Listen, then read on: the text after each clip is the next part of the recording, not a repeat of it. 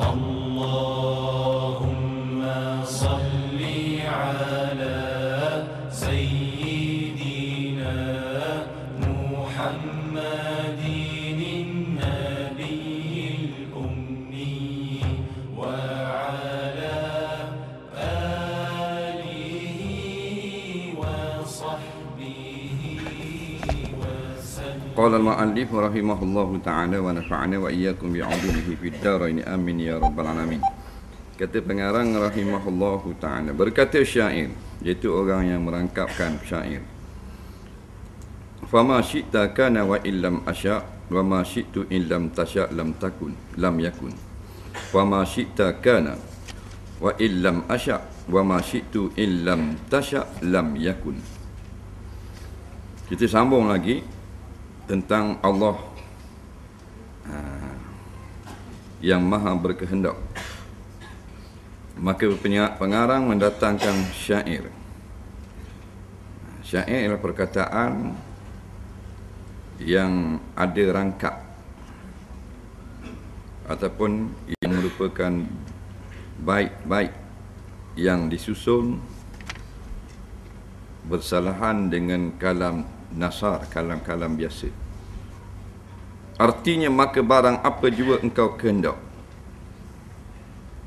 hei Tuhanku, nescaya ada ia, sekalipun tiada aku kehendak. Dan barang yang aku kehendak akan dia barang, tidak ada ia barang, dan jika tiada engkau kehendak. Kita penghujung pada tentang masyiatillah, iaitu kehendak Allah mengatasi kehendak makhluk. Kehendak ni benda, kehendak ni kita hajat lah, berhajat. Kita berhajat nak buat satu, mesti ada niat, ada cita-cita, ada pelang. Maka Allah pun dia berkehendak. Kita boleh berkehendak, esok nak pergi situ, kehendak. Esok nak pergi ambil pitih buat isang, nah, kehendak tu. Luluh tak? Luluh, semua yang luluh ialah kehendak Allah. Kehendak kita kalau diizin Allah berlaku. Kalau Allah kehendak gitu juga. Jadi cara kita nak amalnya, bila kita berjaya, maka kita mengucapkan syukur pada Allah, kerana ini adalah kehendak Allah. Kalau kita gagal, kita berdada lapang, kerana Allah tidak berkehendak. Kehendak manusia ni dilawang bagi yang tidak baik. Sebutlah manusia mana pun, mesti dia kehendak hak molek. Dia hidup dunia ni, dia dua selalu Tuhan beri. Kalau sakit lawan, sihat. Maka tak ada bangsa yang nak sakit. Kita nak sihat. Nak orang sakit, dia nak sakit lagi tak? Tak bodoh. Dia percaya pergi hospital. Kita pergi hospital sunat. Kita tenangkan hati pesakit. Tak apa sakit mana dah, boleh tahan dah, nampak molek pada maring, tu sunat kata gitu. Faham? Tu ada adab ziarah. Faham tak? Sunat kata gitu.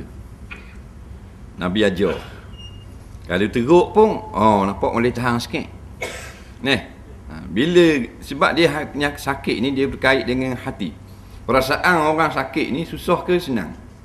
Susah. Dah kita kata kau sakit, kau susah. Nampak? Aku tengok mudah macam tak lama dah nampak.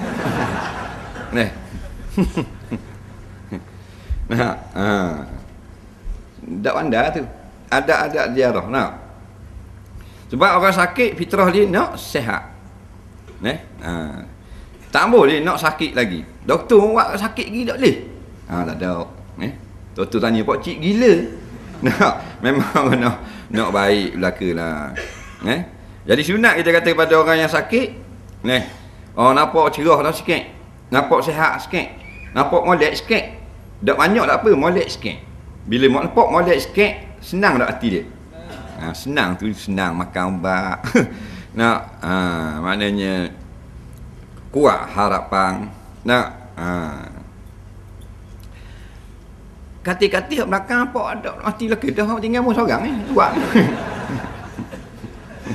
Faham? Jadi pendek harapan. Betul dah ajar dah maut di tangan Allah. Tapi haram kata gitu. Ulama marah. Nak. Kawan aku macam kamu, kau tu dah 6 minggu tu. Nah, ada dok nyegi kata gitu kan. Kawan tu patut mati petang, mati tengah hari. Takut tang gitu. Nah, jadi fitrah orang sakit nak baik. Orang miskin nak kaya. Nak orang susah nak senang. Orang lapar nak makan. Ni sebab tu hidup dunia dia dua. Akhirat baru Tuhan pecah. Nak lawang tak ada lawang. Kalau sakit tak ada hak sihat. Hak sihat tak ada sakit. Mana syurga neraka? Syurga di situlah sihat, di situlah senang, di situlah kaya, di situlah comel, di situlah segala-gala hak belah molek. Hak dalam dunia kita nak tu lah. Dalam dunia kita nak kaya, dalam syurga kaya. Dalam dunia kita tanya mana bangsa negara mana pun nak sihat, nak sihat, nak sakit, nak sihat, maka sihat ahli syurga. Tak ada dah sakit. Lepas tu doktor dah masuk syurga. Pasal tak ada doktor dalam syurga. Faham tak? Pasal orang tak perlu pada berobat. Bukan doktor dah masuk syurga maknanya siapa kerja doktor masuk neraka kan gitu. Situlah kebahagiaan. Tak ada lawang. Kita ada lawang. Kita senang, jarang kita susah. Kita sakit, adik kita sihat.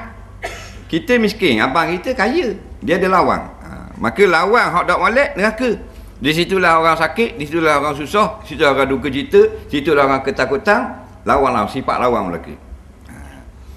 Maka kadang-kadang kita nak sihat sungguh, baik daripada sakit. Sekali lagi berobat je. Alhamdulillah. Apa? Ini adalah iradatullah, kehendak Allah. Masya-Allahu kana. Apa Tuhan kehendak mesti berlaku. Maknanya kalau aku tak berobat pun, kalau Tuhan nak uji sihat, boleh sihat. Dah mana gigak berobat? Itu sunnah. Faham? Kita tak di mana-mana hidup. Tak berobat apa kalau Tuhan nak baik-baik. Gak. Itu Jabariyah. Hak tu dalaman. Bubuh dalam. Hak zahir biar Mu'tazilah. Berusaha. Nabi kata tadawau wala tatadawau biharam. Berobat tapi ingat innallaha anzalad da. Sungguh Allah Taala yang menurunkan akan penyakit. Anzalad dawa, dia yang menurunkan sembuh. Doktor tak menurunkan sembuh, doktor merawat pesakit. Jadi kalau molek, alhamdulillah. Tak molek, tak sampai masa Tuhan tak kehendak lagi. Batu orang yang beriman dia faham dengan selok belok akidah ahli sunnah wal jamaah, maka hidupnya sentiasa berdada lapang dengan takdir Allah. Ni ngaji kita apa cu dah. Tak yakin lagi dengan caturan Allah. Nak marah, nega dak laku nak marah, tengok dia ngaji sifat 20 hancur kita. Nak tanji kodim boy muluk-muluk ni ngapa? Nega dak jadi marah orang dia kata ada orang khenak tanam besi cek kau biar telaga macam-macam mesin. Kalau kita ngaji, ada pegangan ahli sunnah jemaah, ngaji kitab sifat 20, ngaji kitab tauhid salah, dia test lalu. Dia test lalu. Tengok sedap ngak dobik pacu biga kita. Test dulu kali, teng. Tak ada apa-apa juga, tak jadi macam hak ngaji. Tu kata biar ingat ujian. Bab kita ni sebaik-baiknya amalan. Bukan dengan percakapan. Cakap gagah dah. Tak main lah, boh. Tak main, boh. Tak main. Tak main hak mau cakap. Depan kali 500. Nyung je kaki. Ada hari. Bang 500 dah hari lalu. Mak, boleh tak 500? Tak minta. Kalau kau nak wi? Ya iya kan. Wi kau agak susah tau. Dah isi barang. Dah. 5,000? 50,000? Isi. Allah tak bersedak lalu aku. Tu ada sama tu. Ada lah. Maka apa yang kau kehendak kata penyair? Walaupun aku tidak kehendak. Kana jawab. Nampak? Jawab bagi ing. Mesti ada ia. Sebab mung yang berkehendak. Dah kita kehendak tak? Kehendak kita, kehendak makhluk. Kehendak makhluk, dah buat cetong. Kehendak Allah, kana, maknanya lulus. Mesti berlaku. Yang berlaku tu semua kehendak Allah. Walaupun benda tu buruk, seperti sakit anak kita. Nampak? Kehendak Allah. Kita mana ada mak yang nak anak sakit. Nak sihat. Tapi dah kehendak Allah, sakit juga. Kehendak Allah, mati juga. Kehendak Allah, miskin juga. Maka kita terimalah. Kerana sebab tu dia kata, dunia ni negeri ujian. Dewan peperiksaan. Si J ambil di padang masyarakat lagi. Umur lagi. Sepolang beng sepolang. 8A. Khabar. Betul tak? Ada khabar. Cemerlang terbilang dan gemilang. Tu kita nak lulus cemerlang di padang mahsyar. Sepolang beng sepolang atas tong. Ada tak? Dalam hadis tak sebut atas tong, sama berat. Akhirat dengan dunia. Kerana orang atas tong. Sepolang beng sepolang berat nanang. Dia kata. Tu kita takut putusan. Nak gostang balik ke dewan peperiksaan di dunia boleh tak? Boleh. Oleh kerana kita besar sangat dewan peperiksaan, dak sedang diperiksa, diuji. Jadi dak ingat nak jawab molek. Dak bang tanah. Habis waktu. Mati tu habis waktu peperiksaan, khatang bunyi loceng. Habis dah.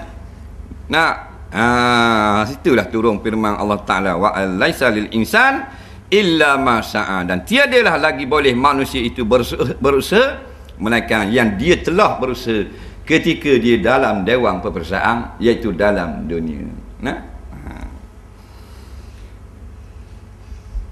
Beramal dengan akidah ni tak payah, dia mainan hati. Payah ni nak bangun sembahyang tengah malam, nak pergi ke Mekah, nak keluar zakat, nak pergi kira pitih, kira kambing.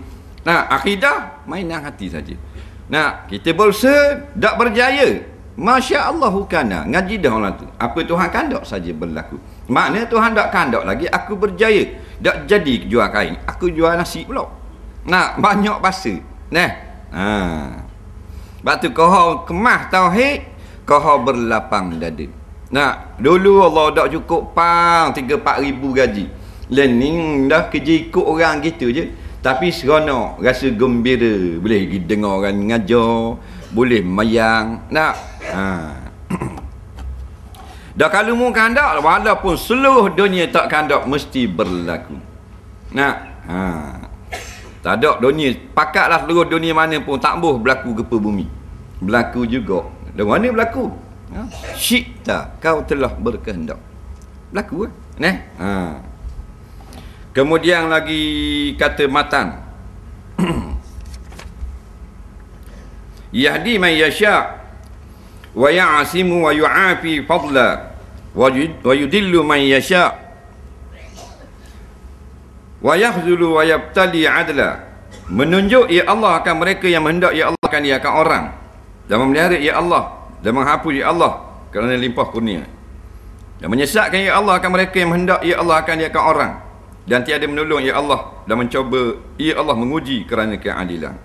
Artinya memberi petunjuk Allah Ta'ala akan mereka yang mendaki akan menunjuk ia kerana limpah kurnianya daripada Allah. Kemudian lagi memelihara ia daripada maksiat akan setengah hamba-Nya kerana limpah kurnia, dan menghapus ia Allah akan penyakit dan kejahatan daripada setengah hamba kerana limpah kurnianya juga, dan menyesatkan ya Allah akan mereka yang mendaki ia akan sesatnya kerana keadilan daripada Allah. Demikian lagi meninggalkan menolong ia Allah akan setengah hamba-Nya, dan mencoba menguji ia Allah akan setengah mereka itu dengan percubaan kerana keadilannya juga. Berkata bermula perkataan musannif pengarang ini menolak atas Mu'tazilah, satu mazhab yang sesat yang berkata mereka itu dengan wajib Allah Ta'ala memperbuat yang lebih maslahah, yang lebih baik bagi hamba, dan berkata Mu'tazilah dikehendaki dengan petunjuk daripada Allah Ta'ala, iaitu menyatakan jalan yang betul, dan dikehendaki dengan menyesatkan, iaitu menamakan hamba dengan yang sesat. dan menghukum Allah Ta'ala atas hamba dengan sesat ketika menjadikan hamba itu akan kesesatan pada dirinya. Dan ini berlaku atas kaedah mereka itu, Mu'tazilah. Bahawa segala perbuatan hamba itu menjadikan akan diperbuatan oleh hamba. Dan dalil atas barang yang kami sebut, firman Allah Ta'ala, innaka la tahdi man ahbabta walakin Allah yahdi man yasha. Artinya bahawasanya engkau, hai Rasulullah, tiada menunjuk engkau akan mereka yang engkau kasih akan dia mereka. Dan tetapi Allah Ta'ala menunjuk ia Allah akan mereka yang mendaki ia Allah menunjuknya seorang. Dan jika ada makna huda itu menerangkan jalan yang betul, nescaya tiada sah menafikan dia makna daripada Nabi SAW. Kerana bahawasanya Rasulullah SAW telah menyatakan ia Rasulullah dan menerangkan ia Nabi akan jalan yang betul bagi mereka yang dikasih dan mereka yang dibenci. Dan firman Allah, walau syi'na la'ataina kulla nafsin hudaha. Artinya jika mendaki oleh kami, nescaya memberi oleh kami akan tiap-tiap seseorang akan petunjuknya seorang. Dan jika ada makna petunjuk daripada Allah Ta'ala menerangkan jalan yang betul, nescaya tiada sah dikaitkan dengan kehendak. Kerana Allah Ta'ala menerang dan menyatakan jalan yang betul itu melengkapi akan tiap-tiap seseorang. Pendeknya, hidayah dengan makna menjadikan petunjuk kepada jalan yang betul itu, ketentuan ia dengan Allah Ta'ala. Adapun hidayah dengan makna menunjukkan jalan dan menerangkannya, maka ia pada sekalian Nabi dan sekalian ulama. Dan hidayah inilah yang dilaki dengan firman Allah Ta'ala, wa innaka la tahdi ila siratim mustaqim. Maka tiada berlawang antara dua ayat ini, iaitu ayat Quran yang pertama dengan ayat Quran yang kedua. Baik, kita yakin pula sebagai akidah kita, Allah Ta'ala menunjuk siapa yang dia kehendak, dan Allah Ta'ala memelihara siapa yang dia kehendak. Semuanya bukan atas bijak dan lebih atau mulia kita, semata-mata fadla, kasihan belah dan kurnia Allah.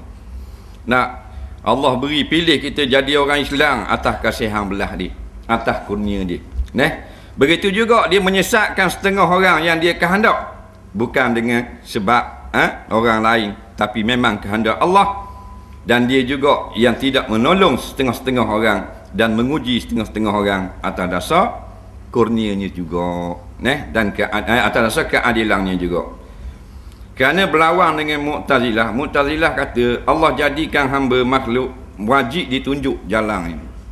Maksudnya wajib tunjuk ni wajib bawa pimpin sehingga berjalan pada jalan yang betul.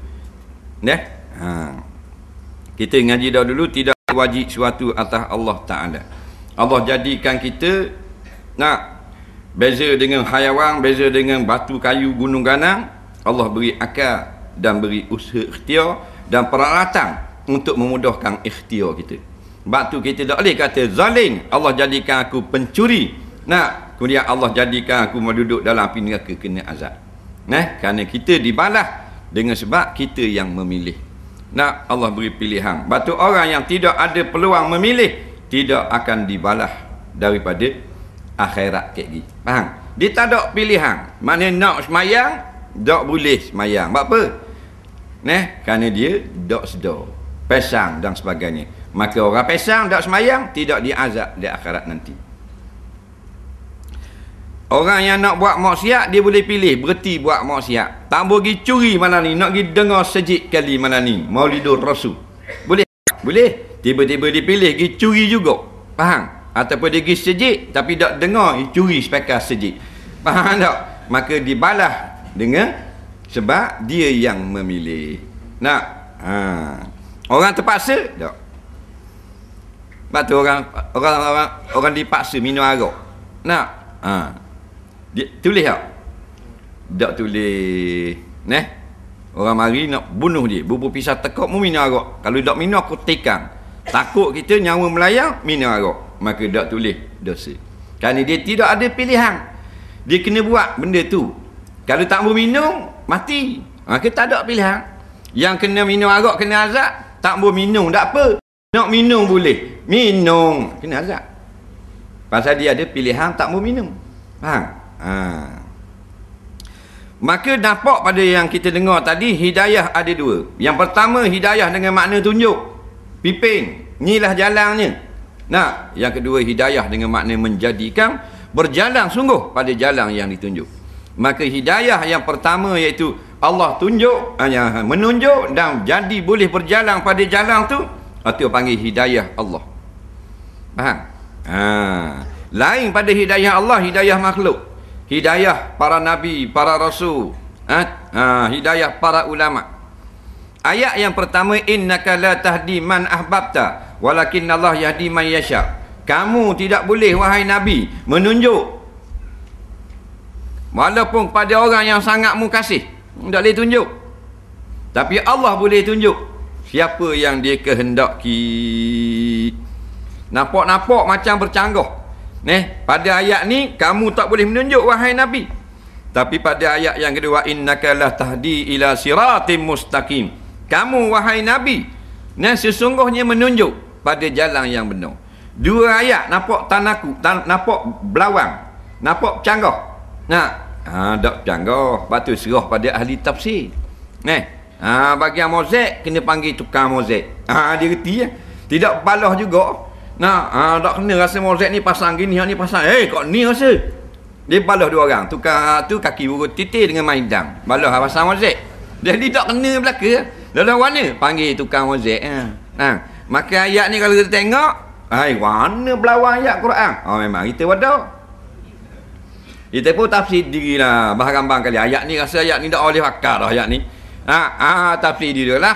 Man fassaral Qur'ana bighairil ilmin falyatabawa ma'adahu minan nar. Siapa yang cuba-cuba mentafsir Quran tanpa ada ilmu yang melayakkan dia membuat tafsiran, maka dia telah ada sekeping tekek free masuk neraka. Maka surah pada ahli. Ahli apa dia? Warasikhuna fil ilmi, Allah kata. Orang yang ada dalam ilmu pengetahuan bab menafsirkan ayat Quran. Rupanya ayat yang pertama, wa innaka la tahdi, kamu wahai nabi tak boleh menunjuk. Ayat yang kedua, wa innaka la tahdi ila siratim mustaqim, kamu wahai nabi boleh menunjuk. Menunjuk pertama tu milik Allah hakiki, iaitu Allah saja yang boleh tunjuk dan pimpin sehingga dia dapat berjalan pada jalan yang benar. Kamu wahai nabi tak boleh. Kamu hanya boleh menunjuk saja, tapi nak pimpin siapa boleh berjalan jalan yang benar, itu kerja Allah. Faham? Jadi mudah ayat ni. Faham lagi ya? Faham lah.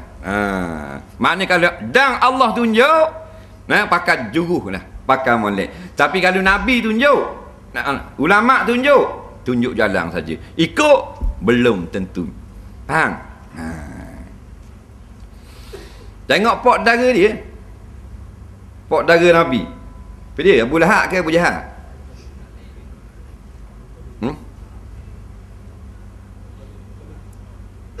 Abu Lahab ke Abu Jahal? Abu Lahab. Dikatakan dalam kitab-kitab tarikh lebih daripada 40 kali Nabi dakwah Abu Lahab. Faham? Supaya masuk Islam. Nampak? Lebih. Ada riwayat 70 kali dalam sejarah. Tak apalah kita ambil sikit. 40 kali. Nabi jumpa beradak dengan Abu Lahab pasal anak beranak sendiri. Sayang sangat. Tak? Supaya masuk Islam. Itu panggil kamu boleh menunjuk saja. Ayat ni tunjuk boleh. Ni ayat innaka la tahdi man ahbabta. Maksud ayat ini kalau kita terjemah, kamu wahai nabi tidak boleh menunjuk orang yang kamu kasih. Di antara dia kasih Abu Lahab. Kerana Abu Lahab lah yang menyambut kelahiran Rasulullah. Faham tak? Bila Nabi lahir, gembira sangat Abu Lahab. Anak Abdullah, boleh anak lelaki. Dia telah memerdekakan hamba perempuan bernama Suwaibah kalau tak silap. Faham? Dia ada hamba puan seorang. Bila lahirnya Nabi ke dunia, seronoknya Abu Lahab, dia merdekakan Suwaibah ni. Tanda gembira sangat. Tapi dia paling ahli yang lawan. Dia paling ahli lelaki bini lawan. Jadi dapat 40 kali dia pergi tunjuk jalan kepada Abu Lahab supaya masuk Islam.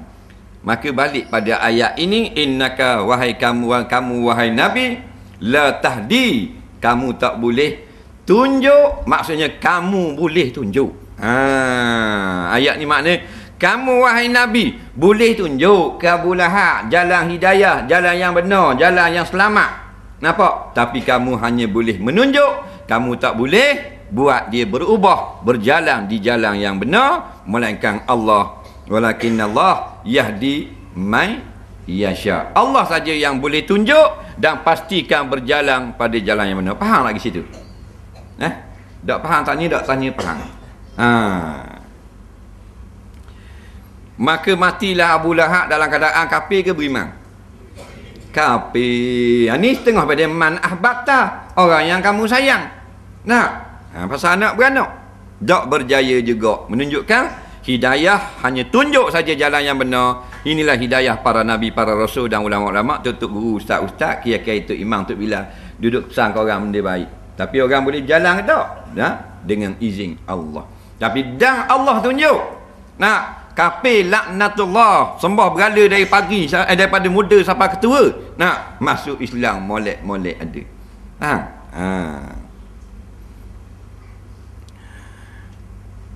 Kafir. Allah kata, hendak kenal agama.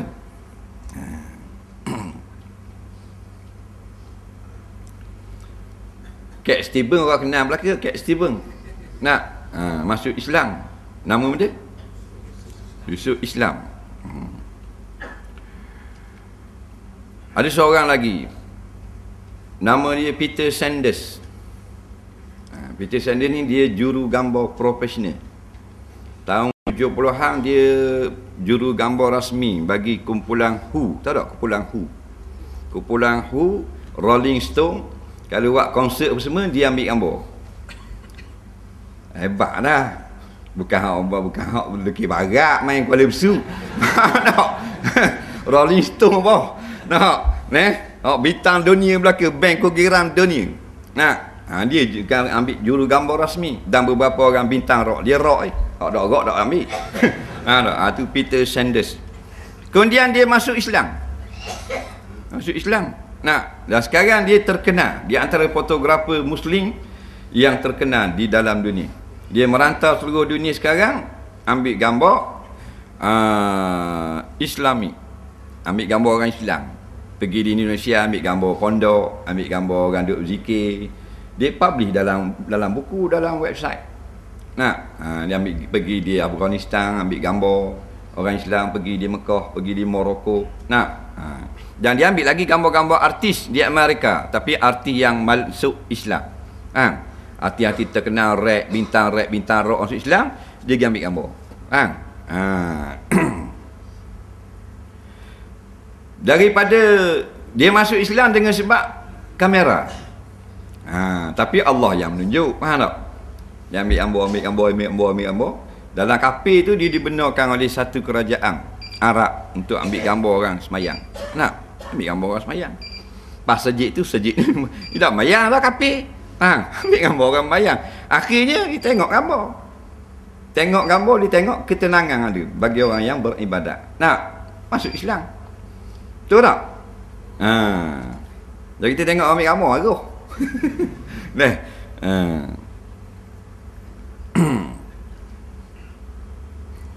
Dan dia telah menjemput kita untuk bersama dia dalam satu program pada 18 Mei. Tapi kita rasa tak boleh pergi 18 hingga 22. Bengkel Fotografi Islam. Peter Sanders jemput kita dengan dia buat di Istanbul, Turki. Kalau kata buat di Kuantan di tahan kira. Buat di Istanbul. Mana tak Imam? Pergi? Boleh pergi? Boleh? Kita gayak naik kapal terbang. Dia masuk Islam. Jadi bila Allah nak kehendak, masuk Islam. Seorang tentera Rusia yang berperang di Republik Chechnya, dia masuk Islam sebab dia ditugaskan untuk meninjau mujahidin Chechen. Peninjau ni dia tak serang. Dia ada unit peninjau. Peninjau ni 2-3 orang, 4 orang, 5 orang satu grup. Naik bukit turun bukit, dia akan tengok hitam musuh. Nak kerja dia ngita tanda berapa orang, ada benda senjata. Nak dia akan lapor pada hak serang, nanti panggil peninjau. Jadi dia duduk tengoknya sampai masa semayang. Masa antara semayang dengan semayang baca Quran. Rupanya mujahidin ceknya ni dia memang ramai orang ahli Quran. Quran cek ada mau lah kau cek. Nak baru mujahidin. Kita mereka. Nampak? Baca Quran. Dan semayang berjamaah dia tengok walaupun bom helikopter Rusia terbang ke atas kepala, masih lagi tidak berhenti solat. Maka masuk Islam. Berpangkat sarjan tak silap. Dan Tuhan nak Tuhan tunjuk. Dan Tuhan tunjuk saya kata apa? Tapi kalau kita tunjuk, maka kita serah pada Allah. Kita hanya boleh menunjuk. Nak ikut, maka belum tentu. Sebab tu jangan marah. Kita suruh dah kau gerang sungguh tidak jadi apa. Dah gua ni bukan Tuhan. Kita hanya boleh menunjuk. Maka bila Allah sesatkan, tak sah tak jadi apa dah lah, maka jadi. Tapi Allah dia zalim, tidak ada kaum zalim dalam diri Allah. Semuanya munasabah berlaku. Kerana Allah alimun hakim, sangat tahu, sangat bijak sana. Kalau kita kata Allah ni tak betul dia pergi pilih pula. Sebab kita tak nampak rahsia-rahsia Allah. Dan kita tahu rahsia lah patut. Wah tu wah tu. Dia tak tahu kita tak cakap gitu. Faham? Maka rahsia Allah akan diterangkan kepada kita semua di akhirat nanti. Lepas tu setengah daripada nikmat syurga ialah Allah buka asrar, iaitu rahsia-rahsia kejadian alam. Bapa hak ni kafir pak mati. Bapa gini, bapa learning mengkaji dulu. Dan hak benda tak boleh kaji, jangan kaji. Allah dan qadar tak payah kaji. Aku tak benar. Hak bagian bumi aku, gunung aku, bukit boleh, boleh kaji. Faham? Maka kita pun tidak putus asa dalam kerja-kerja dakwah. Tak putus asa. Ngajar dah orang tak ikut juga. Tak susah tu. Ngaji dah gitu kan. Nabi sendiri innaka tu balik pada marji' domain Muhammad SAW. Bukan orang lain tu. Ayat ni. Faham? Khusus untuk Rasulullah. Rasulullah pemimpin segala manusia besar kali. Tidak ada juga kekuatan untuk memimpin orang yang ditunjuk. Tunjuk saja boleh. Hidayah ni tunjuk. Hidayah ulama, hidayah nabi, hidayah makhluk sama kita, tunjuk. Ambil labu becek, tunjuk. Nak paksa orang tak boleh. Kalau orang lalu pun dengan paksaan, kadang-kadang tidak redha. Kita paksa orang suruh mari surah, dia jadi beci dengan kita, mari hati tidak ikhlas.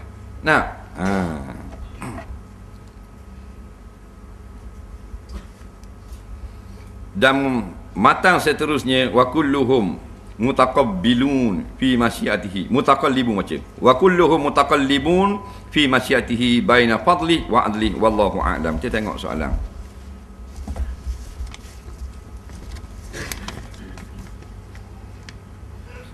Soalan pertama, sah dak harta zakat buat beki jalan kampung? Harta zakat buat beki jalan kampung.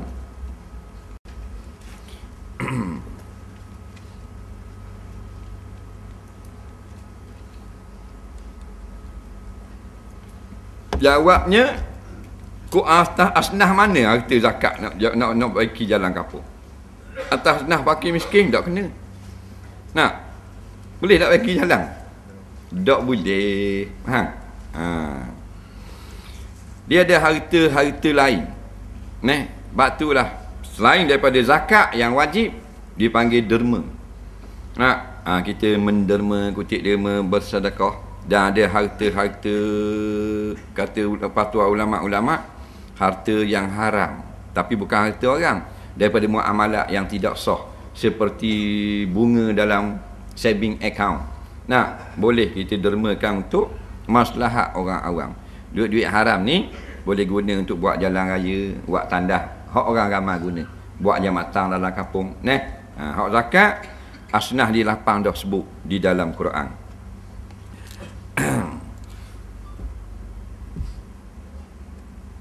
Tiga mazhab kata boleh tembok binatang. Lepas tu mampu pergi sembelih. Tak boleh makan. Mazhab Maliki boleh makan ke? Tolong terang detail kau sikit. Marah kita kau.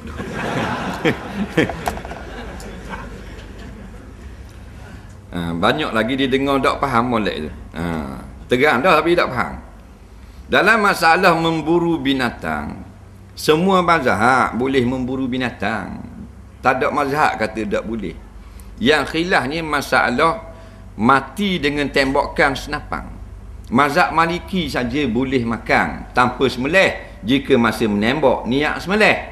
Tiga mazhab lagi, Hambali, Syafi'i dan Hanafi, tak boleh kalau mati. Kerana yang boleh niat sembelih dengan tembakan mestilah dengan menggunakan senjata tajam sahaja. Macam lembing, tombak, baling, panah tajam. Kita nak takat tak boleh. Sebab dia liar, maka kita guna tembak atau senapang hak mata tajam, niat sembelih, kena kalau mati boleh makan. Tapi hak kata tak boleh, tiga jumhur ulama ni sebab senapang dia peluru dia membakar. Keluar tu dia berapi. Kalau peluru nabur dia bulat-bulat, dia keluar api. Api tu yang membunuh, dia merosakkan jantung dan organ binatang. Terbakar, matilah. Maka mati gitu tak boleh makan. Yang boleh makan mati dengan benda tajam. Sebab hayawan ni dia ada tiga. Sembelihang ni dia ada tiga. Yang pertama, putus horak mereh. Yang kedua, dengan senjata tajam. Yang tiga, dengan binatang beruang. Kita tinggal binatang beruang. Binatang hak jenis hak bukan beruang, kita sendiri yang buru. Faham? Binatang beruang ni macam anjing beruang, singa beruang. Faham tak? Maka binatang hak jenis meleh, hak jenis binatang liar ni dia ada dua. Yang pertama dipanggil maqdur alaih. Yang kedua ghairul maqdur alaih. Maqdur alaih ni binatang yang kita dia halal makan dan kita boleh putuskan dua orang mereh dengan hulkum. Faham tak? Macam kambing kita. Kambing tu boleh makan lah. Lepas tu kita boleh tak sembelih cekak dia? Boleh tak? Kita pun ambil, duduk langgur, eret, sembelih. Maka wajib sembelih dengan putus hulkum dan dua orang mereh. Lepas babak yang pertama dia bagi binatang maqdur alaih, binatang yang kita ada kuasa atasnya. Binatang yang kedua, binatang halal tapi ghairul maqdur. Tak boleh kita nak perabah melih gitu. Contoh, kacir dalam bukit, rusa tengah berlari. Nak takat mana? Kejar, pakar lupa kejar. Faham tak? Tahap berakak, tak masuk. Jadi binatang kita boleh dengan dua. Yang pertama, anjing buruan. Yang kedua, benda tajam. Benda tajam atau panah. Dia panah niat sembelih, kena atas dada, mati rusa. Hukumnya boleh makan. Syarat dia maqdur, ghairul maqdur. Kita tak kuasa nak perebah gorok tekak. Tapi kalau kita pergi kuasa, kita pergi panah, tak boleh makan. Contoh ayam dalam raga. Pergi panah. Tak boleh ya? Faham tak? Jadi tiga mazhab ni bukan haram berburu. Haram makan hak tembak dengan senapang mampu. Maka disyaratkan tembak pada tempat yang tak mampu, umpamanya kena pada keting rusa. Lepas tu wajib sembelih, tiga mazhab. Wajib sembelih dengan pisau. Pasal kena keting rebah tak? Rebah bila hidup lagi, wajib sembelih. Tapi kalau mampu, sembelih pun tak boleh makan. Dalam mazhab Maliki je boleh makan tembak dengan senapang, niat sembelih.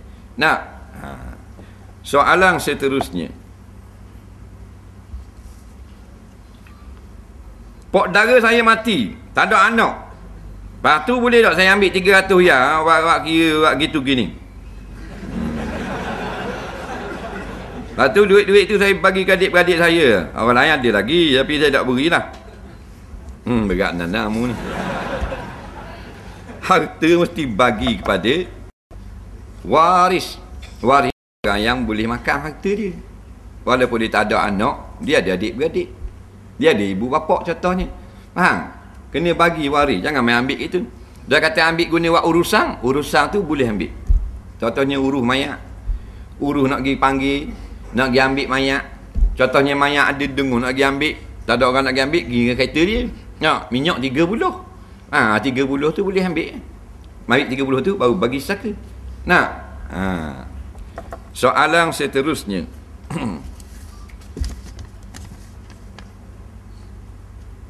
Masa nak mayang sunat qabliyah garik, tapi salah niat sunat isya atau niat lain, perlu tak teruskan atau start semula solat sunat tersebut? Jadi kalau kita salah niat, tak kena pada ta'yin dan tidak sah solat yang kita niatkan itu pada waktu itu, maka jadilah solat itu sunat biasa. Sunat mutlak. Tak payah batal dah. Tapi kalau boleh jadi pada sunat-sunat lain, dia boleh jadi sunat lain. Contohnya dia semayang sunat qabliyah ba'diyah isya, mayang dah dia bangun tengah malam mayang tahajud. Patutnya niat mayang tahajud, dia pergi niat mayang ba'diyah isya juga. Maka jadi solat tahajud. Kerana pada waktu itu menerimanya solat tahajud. Soalan seterusnya. Boleh penerangan tentang lipat seluar kain pelekat yang lebih daripada buku lali dalam solat. Adakah kait dengan Sayyidina Abu Bakar? Tak ada kait dengan Sayyidina Abu Bakar As-Siddiq radhiyallahu an. Ni masalah isbal. Isbal ni tidak berlaku kesepakatan ulama. Ada hak haram, ada hak makruh. Kita jawab ikut pendapat mazhab Syafi'i. Labuh kain atau seluar dalam semayang lebih pada buku lali, hukumnya makruh. Sama ereh dengan buku lali, hukumnya harus. Atas pada buku lali, hukumnya sunat. Kerana Nabi suka pakai atas pada buku lali. Lepas tu dia suruh lipat seluar, maka boleh dikiaskan dengan supaya tinggi daripada buku lali. Pasal hak larangan bukan seluar, iaitu jubah musyrikin Mekah, munafikin Mekah, yang menyombongkan diri seleret tanah jubah. Jadi asal jadi haram ni bukan jubah, iaitu perangai sombong, pala-pala munafikin Mekah. Jadi Allah cela pakaian ni pun kena cela juga. Tuan kata tubuh badan dia, pakaian Arab jahat musuh Rasulullah, Allah laknat juga. Jadi kita ulama kata kita tidak sombong dengan Allah. Kita umat Rasulullah, maka jadi makruh sahaja. Lepas tu nak lipat kain pelekat tu, jangan lipat ke bawah, lipat ke atas. Mana lipat ke bawah kain pelekat. Tak jadi apa.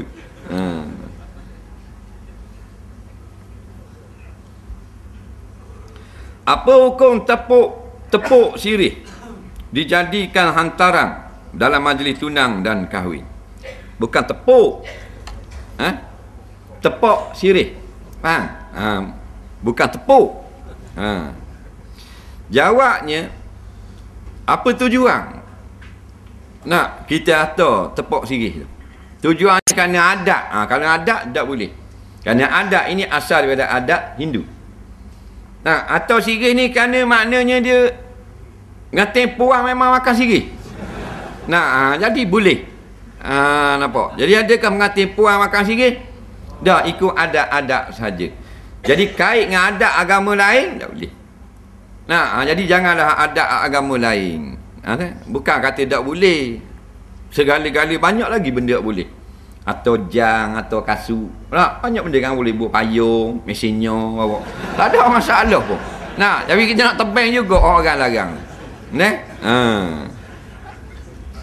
Dan kan hak bolehnya banyak. Dia tu orang pada boleh belaka Islam. Tak kan? Bukan tak boleh belaka, sikit-sikit je tak boleh. Pasang liling. Melainkan rumah tu gelap, pakai liling. Boleh pasang liling. Ni rumah cerah, pasang liling. Adat istiadat Hindu, kena pasang liling kalau nak nikah. Dah renji air mawar, hukumnya sunat. Kata setengah ulama kata harus. Kerana mewangikan keadaan majlis, hukumnya adalah sunat. Nampak? Tak ada masalah. Tapi pakailah tudung. Mai tak pakai tudung.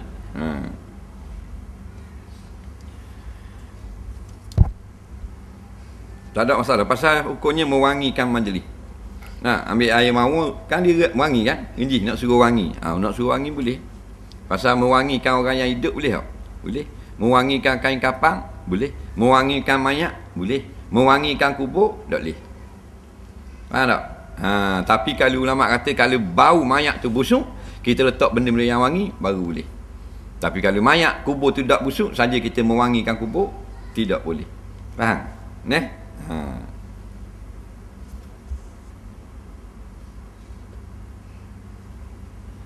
Mana paling afdal jadi tok imam jika si A tahu bab solat tapi ilmu tajwid tak tahu.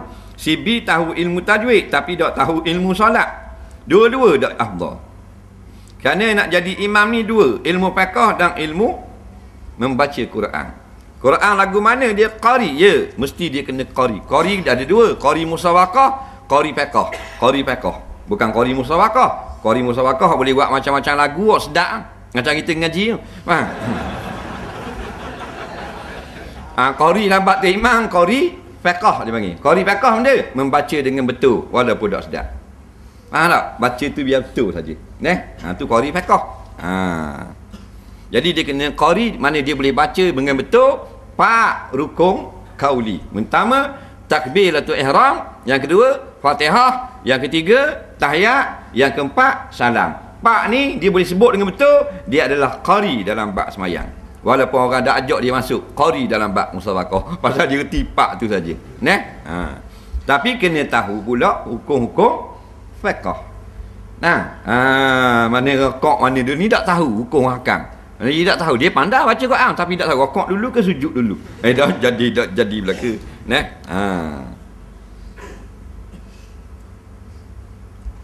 Boleh tak khabar sikit-sikit tentang kapal mayat? Kapal mayat ni fardu kifayah dan sekurang-kurangnya satu lapis yang menutup sekalian badan, nampak, daripada dilihat oleh orang. Sudah memadai. Soalan seterusnya.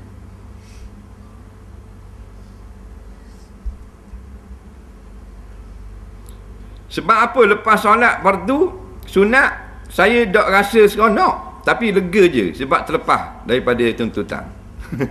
Perasaannya tu. Sebab itulah takat mana kita kasih dengan seseorang, takat itulah perasaan kita bermain apabila kita berhubung atau memberi hadiah dan sebagainya. Kita kenal budak ni baru kenal sehari tadi je. Kemarin dulu kenal budak puang ni. Dia tegur je ni. Esok pun kita tengok dia ada, kita beli wahulu bagi dia siap. Dia pun ambil wahulu. Gitulah. Kita balik sekarang dia kita dengar ada tak gitu? Tak pasal kita kenal mari dulu baru. Tapi kalau kita beri tu kasih kita 6 tahun dah kita. Siang pagi petang malam. Duduk cerita sangat. Maka kita beri hadiah tu, dia pun terima kasih bang. Kerana perasaan kita. Lepas dia orang terima hadiah. Sama tak jumpa kemarin sehari? Tak sama. Tu kita. Bercinta dengan Allah.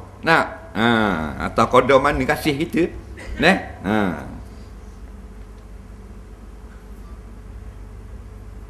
Pakaian muslimat boleh tak labuh sampai celeret? Jawabnya sunat celeret. Faham? Ni orang hina dia tu. Dia kata tak kotor lah, tak pecah orang lek bawah. Tidak ngaji sunnah tu. Faham? Buka kitab-kitab hadis. Lebih labuh lebih baik, tapi jangan panjang sampai serta, biar sejekar. Masyarakat muslimat sahabiah perempuan zaman Rasulullah, mereka berjalan mengheret pasir. Lebih sejekar jubah ataupun nikah dia, dia punya baju tudung dia di atas tanah, sejekar lebih bereret itu Macam kita tengok di Afghanistan tutup semua. Tu hak asal. Dan ni moden dah. Tak apalah, asal tutup. Main pungi terus dia ni. Jadi lebih labuh lebih baik sebenarnya. Kita kat keting ni kain. Tu kena pakai tokeng pula. Jadi kalau labuh tak pakai kasut pun tak apa dah. Orang dah nampak dah. Orang puan lebih labuh lebih baik. Ini kata lawan bagi isbat. Orang lelaki lebih sekat lebih sunat.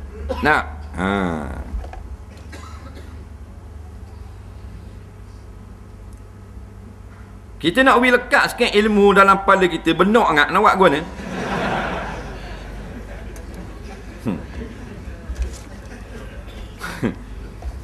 Dia gitu. Kadang-kadang asal kejadian kita ini lemah. Ada orang jenis gagah, orang jenis cepat, jenis lambat. Jadi kalau kita lemah, sama dengan buku sekolah lah. Kalau kita banyak main, kurang ingat. Banyak hadap ke buku, suka kepada pelajaran, kita sihat, segar, masa cikgu, kita dak paling tak lain, hak tu penting. Derah sikit boleh. Jadi samalah. Tengok keadaan kita. Kita dengar-dengar dah, lepas tu kita dak buat rojokan, dengar saja, lepas tu minggu depan pergi pula. Payah nak ingat. Kalau balik pergi cari buku attack, baca pula. Tang tadi baca dah, mudah nak ingat. Saya ada baca dalam blog, dia kata gini, ambil air semayang sebelum mandi hadas besar sampai telinga saja. Betul ke tak? Tak betul gini. Mana boleh ambil air semayang ketika mandi hadas sampai kat telinga je. Sunnah Nabi SAW, dia ambil air semayang sebelum mandi hadas, iaitu ambil wuduk dulu, basuh muka, basuh tangan, sapu kepala, telinga, sampai kat kaki, dia sambung mandi hadas. Maka dikatakan hadas, basuh kaki wuduk dalam mandi. Faham tak? Ni dia kata tak sampai kat telinga saja. Jadi sebenarnya bukan sampai kat telinga. Iaitulah boleh kita ambil terus, basuh kaki pun tak apa. Ini masalah sunat sahaja. Bukan syarat kat telinga saja. Kalau syarat kat telinga saja, salah. Jadi orang panggil zahir, pegang dengan zahir hadis. Zahir hadis memang gitu. Nabi pernah ambil air semayang sebelum mandi hadas. Hadas besar ambil semayang. Ambil semayang, basuh tangan, basuh muka, basuh tangan, sapu kepala, lepas tu sapu telinga. Siapa kat basuh kaki, dok basuh kaki. Nabi sambung dengan mandi junub. Faham tak? Jadi mandi junub sekali dengan basuh kaki wuduk tadi. Lepas tu ada, jadi hak salahnya ada orang kata kita kena syarat kita nak ambil wuduk sebelum mandi junub. Wuduk tu mesti sampai kat telinga saja. Tak. Kalau kita nak ikut sunnah, boleh ambil kat telinga sahaja. Faham tak? Bukan syarat kat telinga saja. Makna kalau kita nak teruskan basuh kaki ambil wuduk, lepas tu baru mandi junub, boleh juga. Atau mandi junub dulu, habis mandi junub ambil wuduk pula, boleh juga.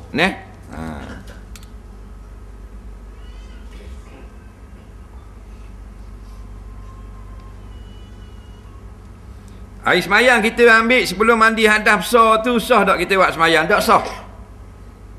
Kerana kita ada hadas besar. Ambil air semayang hanya terangkat hadas kecil. Apa hukum menyimpan aneka burung helang dalam rumah? Dan hukum pakai baju gambar burung helang? Nyisik helang kangok. Jawabnya, patung-patung permainan boleh. Kalau untuk kanak-kanak yang belum balik.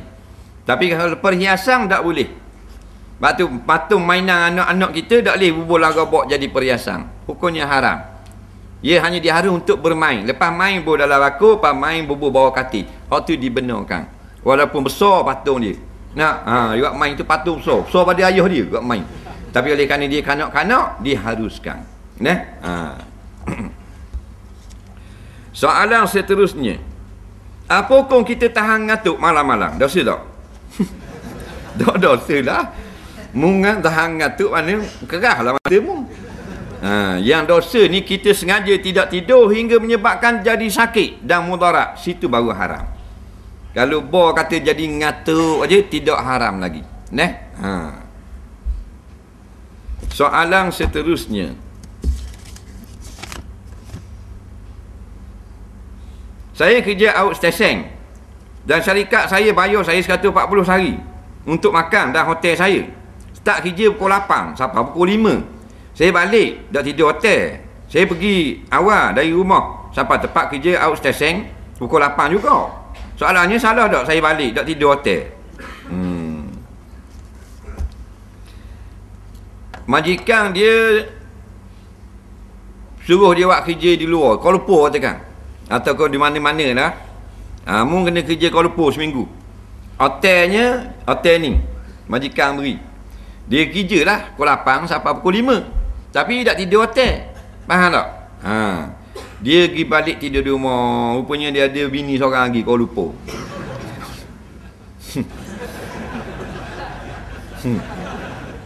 Tak berani. Jadi haram ke tak dia tidur di rumah? Jawabnya haram. Kalau majikan dia syaratkan wajib kena tidur hotel. Nampak? Tapi adakah majikan kata wajib kena tidur hotel? Tak. Bukan orang upah mu kerja tidur hotel. Upah majikan tu tidur di hotel ke buat kerja siang? Buat kerja siang. Baik. Buat kerja siang. Waktu saja. Lepas tu tidur. Cuma memudahkan pekerja. Beri hotel. Dia boleh ada hotel, dia tak tidur di hotel. Nah, yang sebenarnya nak tanya, boleh tak dia ambil duit hak tidur di hotel tu? Dia balik. Oh, biar kena jauh gitu. Faham tak? Aku biasa dah. Tapi kita majikan, bukan bekerja kita. Jawabnya tengok atas majikan. Kalau pada adatnya majikan tu temu tidur hotel, dak hotel, allowance banyak ni mu dapat. Maka hukumnya harus. Faham? Tapi kalau terang jelas sebut, kalau dak tidur hotel, mu dak boleh claim atas hotel. Maka kita pergi claim juga dak boleh. Faham? Soalan seterusnya.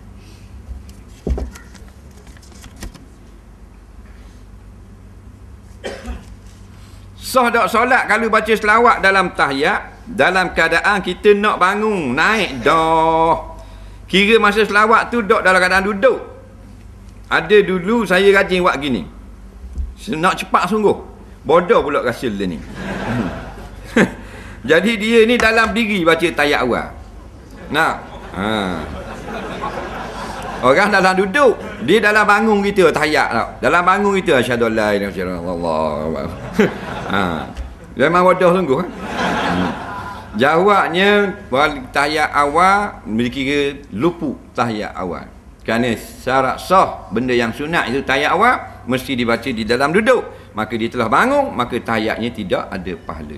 Perbuatan ini adalah bid'ah walaupun sembahyangnya adalah sah. Soalan seterusnya.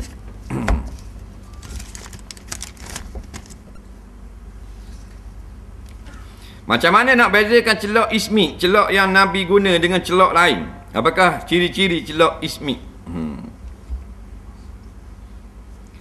Celok ni sunnah kita memakai celok. Sunat pakai celok, laki-laki dan perempuan. Perempuan boleh pakai celok nak terbit jalan luar, bukan untuk suami saja. Dia nak pergi jalan, nak pergi surau, nak pergi jabat, perempuan boleh pakai celok. Tapi celok lah. Jangan, yang tak bolehnya dia pakai tabarrud, iaitu kelopak mata lapu hijau pula, barang lecu pula, hak tu tak boleh. Celok dibenarkan, celok sahaja. Kerana dia sebenarnya adalah produk kesihatan. Dia banyak faedah kesihatan sebenarnya. Nak menjauhkan penyakit mata, nak maksudnya mengkuatkan penglihatan. Hukumnya harus laki-laki dan perempuan. Ada orang kata celok Mekah saya boleh pakai, tak betul. Salah. Tak betul. Yang celok Mekah ni lebih afdal kita pakai, bukan syarat celok lain tak boleh pakai. Celok ismik ni kalau tak silap, ismik ni celok batu. Dia buat dia dari batu.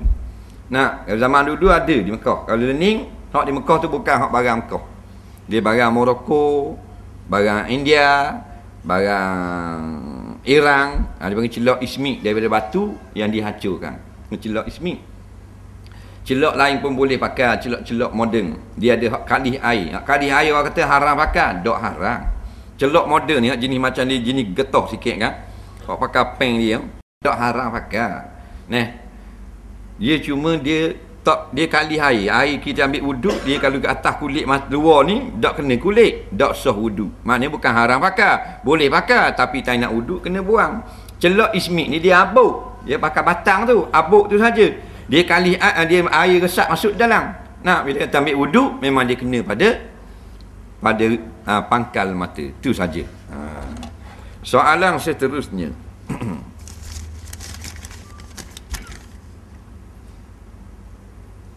Sekiranya duit simpanan kita ada 30,000, dalam masa yang sama kita berhutang 10,000. Dan yang mana kita kena buat dulu? Bayar zakat dulu ke atau bayar hutang dulu? Orang adik-beradik susuang macam mana? Dia ada PT 30,000, hutang orang 10,000. Lepas tu, hak mana dulu? Bayar zakat ke bayar hutang orang?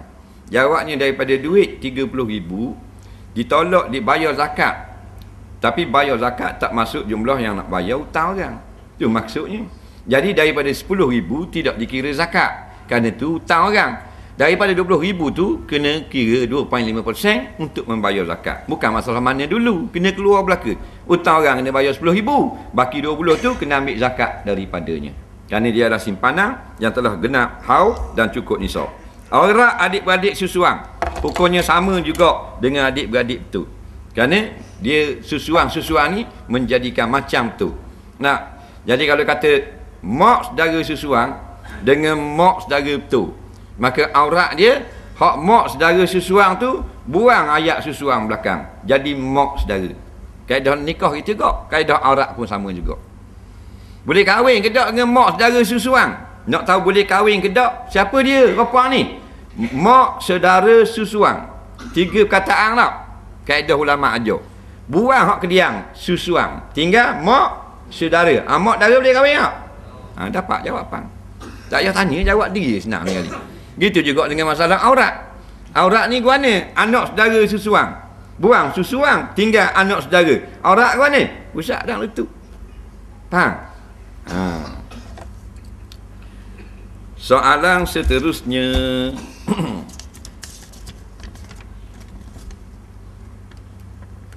Jangan kamu benci bapak kalian. Siapa benci ayahnya berarti dia kafir.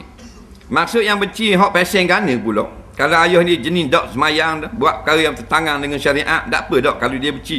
Jawabnya benci dan sayang biar kerana Allah. Maksudnya jangan benci kepada sebeci-becinya kepada ibu bapa sendiri. Tapi kita boleh tidak suka. Tidak suka ni bencilah dengan perbuatan mungkar. Nampak? Jadi dia tak berahi ke ayah dia kerana ayah dia minum arak. Ni tak termasuk dalam hadis. Tak berahi kerana ayah ni, kerana ayah dia miskin dan sebagainya. Itulah yang dikatakan kafir. Kafir dalam hadis ni bukan kafir kekal neraka, dosa yang sangat besar. Faham tak? Doktor memasukkan jarinya ke dalam kemaluan seseorang pesakit untuk menentukan penyakit. Contohnya perempuan. Adakah wajib kena mandi perempuan itu? Doktor dia nak tahu sakit tu ada, dia masukkan jari dalam kemaluan pesakit. Jadi pesakit tu kena mandi junub tau. Dia berlakunya hadas besar, iaitulah dengan sebab junub. Benda makna junub. Yang pertama keluar mani walaupun tak berlaku jima'. Yang kedua jima'. Apa arti jima'? Memasukkan hasyafah zakat dalam farad. Faham tak? Jadi dia masuk dia. Doktor test tu dia masuk dia. Masuk jari dia ke masuk zakat dia? Masuk jari. Masuk jari dah. Berlaku dah hadas besar. Tak berlaku kan? Jangan awak masuk zakat pula. Jeng tu bukan doktor dah tu. Jadi tidak berlaku hadas besar. Batal wuduk lah.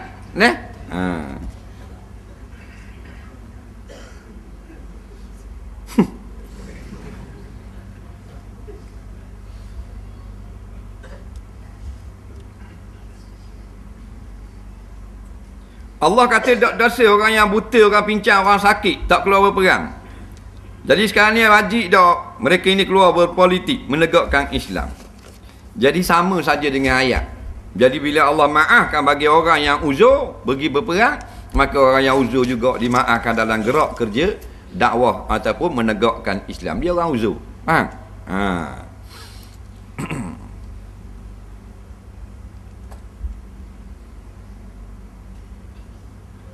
Saya keluar duit ke USP sebanyak 15,000. Saya tak keluarkan untuk bayar zakat dulu. Saya terus beli kereta selalu.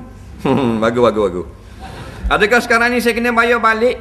Sebab saya dulunya tak tahu kena bayar zakat. Kalau tak mampu bayar zakat, boleh tak bayar ansur-ansur? Jawabnya, hukumnya wajib bayar dah. Sekarang mu habis dah pitih pun, lekat zimah jadi hutang. Tak wajib dah sadak pitih sekepeng. Tapi bila siapa ada mu ada duit, wajib kena bayar ansur-ansur. Maknanya dimaafkan belanja untuk keperluan saja. Contohnya sekarang gaji dia 1,000 dan dia dapat simpan 300 bulan. Hak lain tu untuk keperluan, 300 tu wajib bayar hutang zakat tersebut. Boleh tak kita ambil air semayang dalam bekas atau air tak sampai satu kalah? Mana air tu kita tak tahu mana orang celup tangan atau tidak. Jawabnya sah ambil air kita berwuduk daripada air yang tak sapa 2 kalah. Kerana syarat sah berwuduk hanyalah air mutlak. Tidak kata syarat air itu mesti 2 kalah baru sah wuduk. Kerana dalam bab 2 kalah bukan bab wuduk, bab masalah menanggung najis. Nabi kata al-ma' idza balagha qullatan la yahmilul khabas atau kama qala. Air itu kalau dah sapa 2 kalah, dia kuat menolak najis-najis yang sedikit. Jadi ni bukan kait masalah sah. Kait masalah najis jatuh dalam dia. Masa ambil wuduk sah. Lepas tu kalau kita ambil wuduk, kita pergi mana-mana bola hutang, kita baik lawata ni. Sah tak ambil wuduk? Dia tak apa ada wala. Kalau nak pada wala kena buat water jenis 2 kolah water. Dia nak atas belakang. Nampak? Dak kelelah tu, naik bukit dia tahan, turun bukit burung rapok apa. Nak apa? Apa bawa kolah atas belakang. Jadi hukumnya boleh walaupun air tu sudu saja dak pada kolah, boleh tak basuh kecing. Pas kecing ambil air sudu, cucu. Bersih dan najis, sah walaupun dengan sudu. Nak? Dah tu kita tak tahu air tu adakah najis ke atau kat tengah celup, maka bila tak tahu asalnya tak ada orang celup. Faham? Jangan main was-was gitu.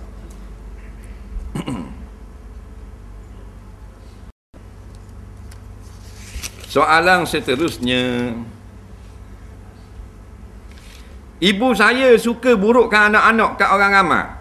Saya ramai adik-adik, ayah saya lama dah mati. Ibu saya pula kahwin lain. Orang puang kau dekat selalu.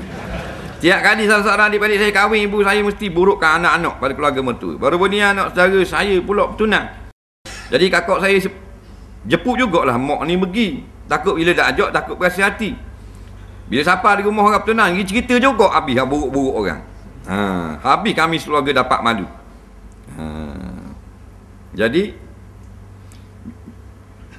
Jadi serba salah. Boleh tak? Bila masa anak dara kahwin kat gini, tak mau ajak mak. Jawabnya boleh. Sebab tengok mana mudarat ni. Mudarat besarnya dia menceritakan keburukan orang. Habis. Dengan sepak dia mari. Tapi kadang-kadang yang ngamuk pula dah ajak dia. Walau hasilnya susah kalau jenis lagu ni. Faham? Lepas tu orang lelaki tak ada masalah. Orang lelaki kalau lagi kat orang kahwin, dia tak ada kerja-kerja dia nak mengupak kau orang. Nak hidup cerita luar gitu. Orang lelaki kan, lagi orang duk tunang duk apa. Dia duduk ngumpat orang lelaki. Ada duduk cerita, dak lewat isang. Gitu jelah. Faham tak? Aku 2 kali boleh, gandang boleh, ladang boleh kau. Gitulah orang puan camik belaka. Tengok barang tak kena, tengok tu, tengok ni, tengok tu, tengok ni habis. Dalam kain orang keting-keting orang yang kelabik habis. Jenis ibu jenis gini, jenis orang puang, jenis anak beranak gini, jenis mak dara gini banyak berlaku dalam masyarakat. Betul tak? Kita tak mau pergi rumah dia marah. Bila pergi cerita buruk orang. Jadi dilema. Dilema jadi. Tak? Lepas tu majlis-majlis kita tak mau panggil, dia kata kita jahat. Bila kita panggil, pada orang duduk ngumpat kat orang, jadi malu kat orang. Masalahnya paling peruk sekali kalau mak kita sendiri. Teruk. Dia kata kalau pergi asal ada orang dia cerita, hak mana dia nak pukul, kawan dah dia. Nolak dia bahakok itu. Nolak dia cerita kata mak dara kita jahat. Ini yang tunang bawa pula orang ramai dia cerita pula anak-anak dia jahatlah begini. Mata masyarakat jangan dengar je kalau cerita hal buruk orang. Jenis ramai ni orang puang atau lelaki. Biasanya puang. Jenis berakhir cerita hal buruk anak beranak sendiri, jangan pakai. Perangai dia payah nak berobat dah. Takkan nak katok dengan puyuk tak kepala. Maka jangan percaya. Ataupun kita jangan beri layanan atau tunjuk sikap yang kita tak suka pada cerita-cerita gini. Itulah yang boleh menyebabkan dia kurang. Nampak? Dia Allah, anak aku sendiri pun. Nampak? Jahat dengan aku ni. Tak boleh kakak lagi mung minah kena dengar juga anak mung baru adik. Marah gitu. Dia tak mau cerita. Ni perang. Orang gitu pula. Gerang. Situ menyebabkan orang jahat ni dia semakin nak diterima. Tapi kalau orang baik, dia tak beri. Dia akak punggung lalu. Jadi jenis gini pakai akak punggung. Mana akak punggung ni bukan akak buat muka dia ketuk. Bukan gitu. Mana akak punggung ni bila cerita hang buruk orang, beredar. Ajar cara gitu. Tak mau ajak tak boleh mak yang ngamuk. Dah tak tahu dah apa. Dah yang tahu. Ayah nak buat benda dah. Ni ayah mati dah. Kalau ayah ada, supaya dia ke tak ada. Ayah nak buat cetong ayah. Nak tengok ayah hebat, dah kopi. Nampak? Ambil dah takut.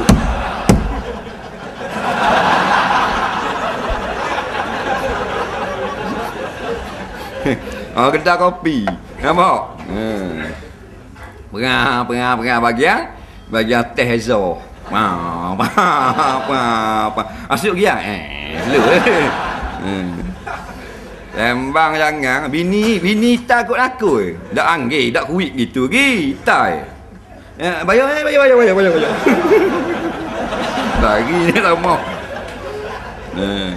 Suka ke diri sendiri.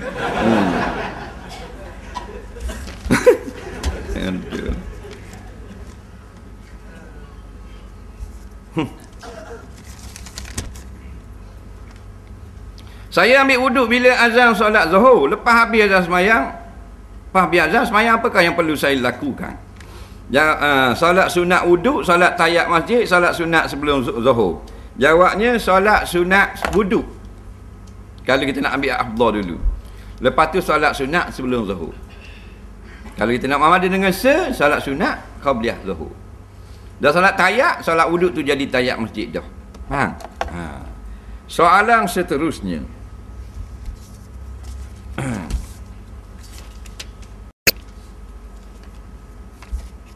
Apa hukum seorang isteri tak kejut suami dia bangun subuh? Jang 2 teh dah atas kepala, tak jadi apa juga. Tolong khabar sikit. Laki saya ada mari malam ni.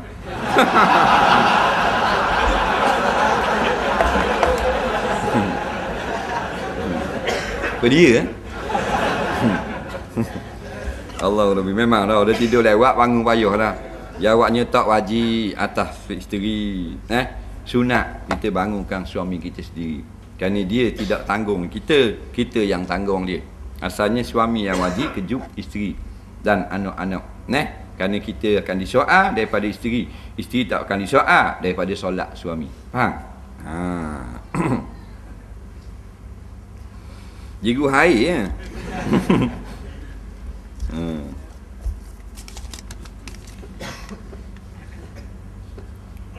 Macam mana nak seimbangkan bagi seorang pelajar ilmu dunia dan ilmu akhirat? Kita tak kata nak timbang, nak seimbang, nak sama berat. Ilmu sekolah sekilo, ilmu akhirat sekilo, tak boleh payah. Jadi kita tengok-tengoklah dengan bahagi masa. Janganlah dengar seminggu sekali. Macam belajar kok 7 hari seminggu. Biar lebih kurang. Dah kalau kita belajar seminggu 5 kali, kita belajar di kolej belajar apa? 5 kali dengar malam-malam. Lebih kurang aja panggil tu. Apakah niat puasa nazar? Umpama je nazar, kalau aku periksa aku nak nazar nak puasa 1 hari. Maka dia pun periksa. Malam tu dia niat saja aku berniat menunaikan puasa nazar esok hari kerana Allah Taala. Aku berniat mengerjakan puasa nazar esok hari kerana Allah Taala. Apakah seorang itu duduk tahiyyat awal dalam tahiyyat akhir? Bukankah duduk tahiyyat akhir termasuk dalam rukun semayang? Sah tak semayang dia? Dia kata orang ni tahiyyat akhir tapi dia duduk macam tahiyyat awal. Sah ke tak? Sedangkan duduk tahiyyat akhir adalah rukun. Jawabnya gini. Duduk yang rukun itu adalah sebarang duduk. Duduk guana-guana pun asal duduk. Hak tu hak wajib. Tapi rupa duduk hak tu sunat. Rupa duduk tawarruk sunat ketika tahiyyat akhir. Faham? Tapi kalau nak duduk juga macam tahiyyat awal, pokoknya sah dah semayang. Ini pandangan Imam Syafi'i sendiri. Nampak? Dalam kitab Al-Um. Duduk tahiyyat akhir macam tahiyyat awal, hukumnya sah semayang. Cuma dia kata, uhibbu, aku lebih suka duduk tawarruk. Faham tak? Jadi bukan rukun. Nak kalau semayang ramai gini, hak jenis ramai, maka molek kita duduk tahiyyat akhir macam tahiyyat awal. Sebab dia boleh ruang dalam banyak kita bersolat. Kalau tahiyyat akhir ni sanggeng sikit, memakan ruang. Kalau orang tak ramai, tak ada masalah. Tak? Sebab ada orang di salah faham, dia ingat duduk tawarruk tu wajib, padahal duduk tu sunat. Dia tekan juga. Tekan. Orang sebelah tu, kaki saya reyok main bola. Salah kita tendang tianggo. Nak pergi masuk di mana? Dah dia ni, bila duduk, nak duduk tahiyyat akhir, tak boleh nak duduk sakok kaki orang tu. Dia tekan juga. Tekan habis ring. Pergi masuk mula lepas tu. Nak cari sunat punya pasal boleh dosa.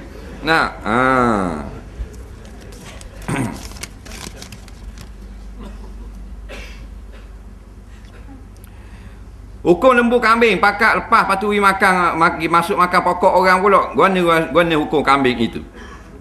Untuk buat nak akikah. Jawabnya tidak molek kambing-kambing yang jenis orang marah buat akikah. Hak jenis masuk dalam tanaman lah kebun orang. Nampak? Kambing. Lepas tu masa bila menatang ni, dia ada hukum. Kadang-kadang dia tak jadi sunnah dah.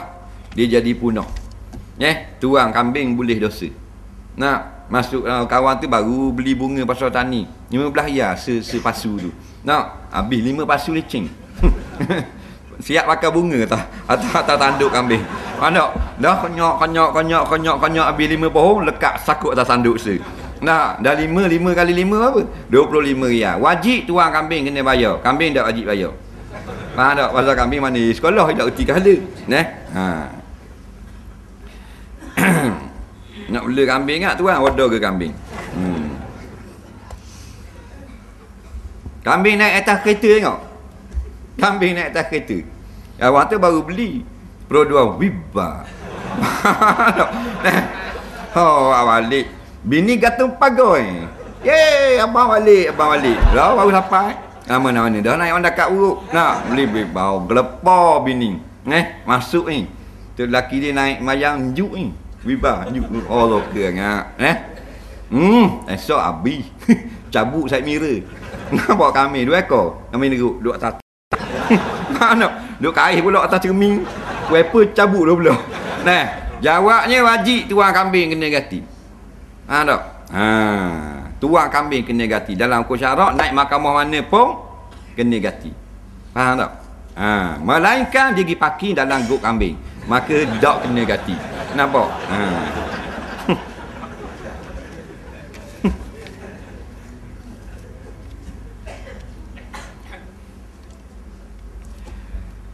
Soalan takhir hak baki ni insya-Allah minggu depan pula.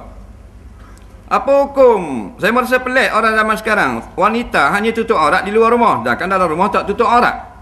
Apakah tindakan menyebabkan suami turut berdosa dalam kelonggaran pakaian, dalam kelonggaran berpakaian dalam rumah di hadapan bukan mahram? Jawabnya, hukum menutup aurat ni bukan di luar rumah sebenarnya. Cuma pada adab kita bercakap mudah. Wajiblah dia menutup aurat bila keluar rumah. Maksudnya bila keluar rumah tu tidak syarat lagi. Kalau dia keluar rumah tak ada orang, tak wajib kat tutup aurat. Maknanya keluar rumah ini kinayah daripada ada laki-laki yang haram melihat. Itu maknanya keluar rumah. Tapi sebenarnya menutup aurat kena faham takrif aurat itu sendiri. Apa makna aurat? Ma yajibu satruhu. Anggota yang wajib kita tutup. Dari siapa? Daripada orang yang haram melihat.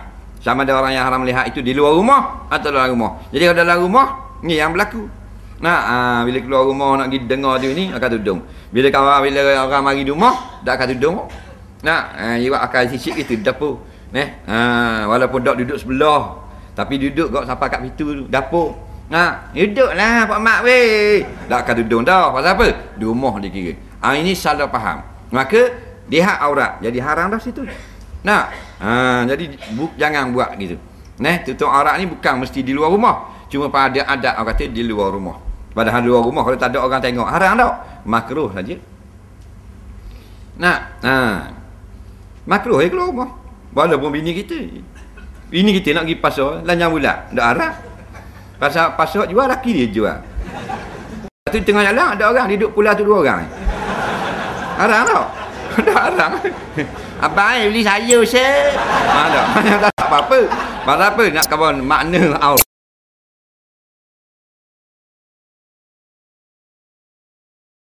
Akan tutup daripada akan bekah-bekah seperti itu. Wallahu a'lam. Bismillahirrahmanirrahim. Allahumma anfa'na bima 'allamtana wa 'allimna bima yanfa'una. Rabbana zidna 'ilma. Rabbana atina fid dunya hasanah fil akhirati hasanah wa qina azabannar. Sallallahu sayyidina Muhammadin wa ala alihi wa sahbihi wasallam. Walhamdulillahirabbil alamin. Assalamualaikum warahmatullahi